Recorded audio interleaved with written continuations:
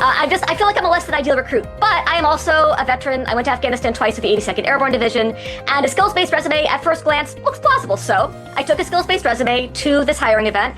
I handed it in. I did an interview. It took all of 6 minutes. They didn't ask me very much, basically just basic information, name, date of birth, military status, all that stuff.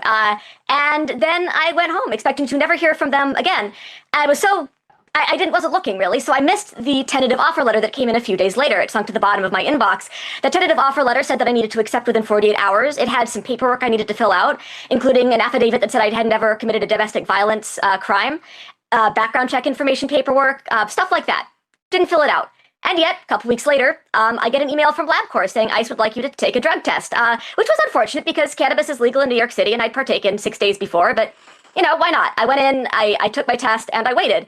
And I know they're supposed to call you if you fail. And after about 9 days, I was curious. So I logged into the ICE hiring portal, and what I saw, and what you can see on Twitter or Blue Sky right now, is that not only was my drug test apparently not an issue, but I apparently had a final offer. It said that I had accepted the final offer. I had an onboarding date of September 30th, which is 3 days before I was looking at this, and a nice little sign that said, "Welcome to ICE." For a lot of people watching, you know, whether you tested positive for marijuana, that doesn't feel like the egregious oversight. Is there more that should have gotten you rejected? Yeah, definitely not. That's not the problem. It was the catalyst for me checking. The problem, again, is that if you type my name into a computer, you will immediately find that I am very vocal about how I feel about ICE, how I feel about Trump. I've written articles with titles like what I saw in LA wasn't an insurrection, it was a police riot.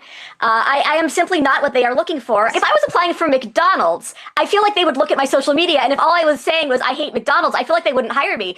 If I was going on a Tinder date, I think I would type someone's name in, and if they said things that were against me personally, I don't know if I would go on a date with them. And I feel like the average person going on a Tinder date does more research than ICE did on me. Also, we've been hearing a lot about how anybody that resists ICE or thinks that they're